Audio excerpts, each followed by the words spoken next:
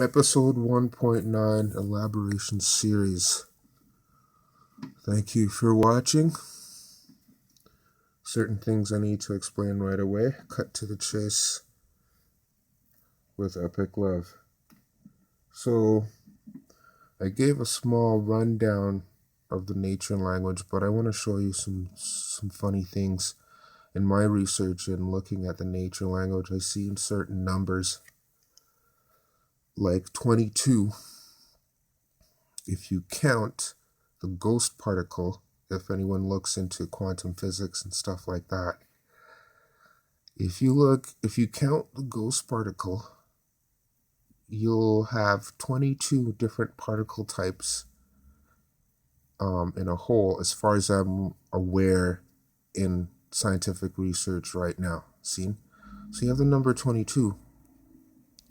But then I see the number 22 again in an ancient language that's influenced by a more ancient language coming from, I'm talking about seriously the ancient of the ancient cities of before the polar shift that happened then at the time of Noah.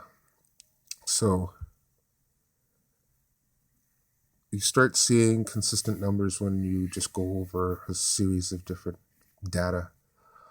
But then I heard ancient Sumerian has about over 400 characters.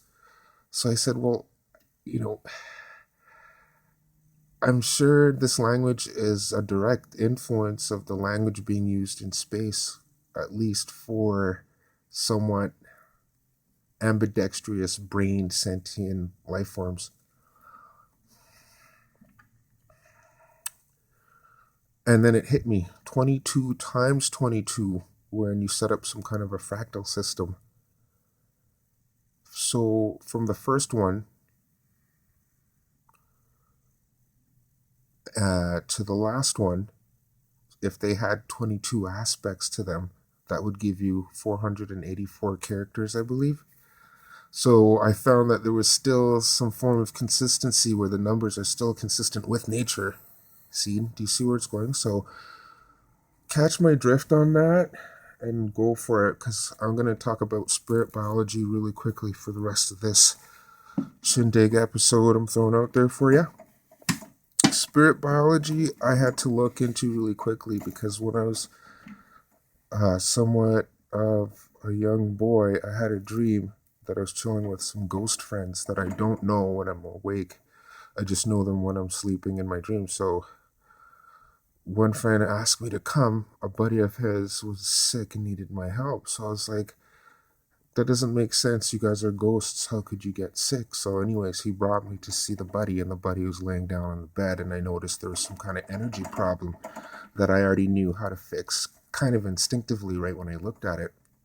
So I fixed the buddy's energy, and then he was okay. And when I woke up from that dream, it hit me. There's a biology to the spirit world.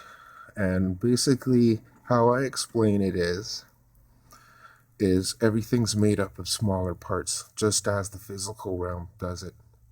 So just like you have your pinky finger is an individual of its own, and it has all these other individuals that come together working as a team so that it can be there. But then it's just a part of a whole other system of individuals working together as a whole, making a bigger individual. Seeing?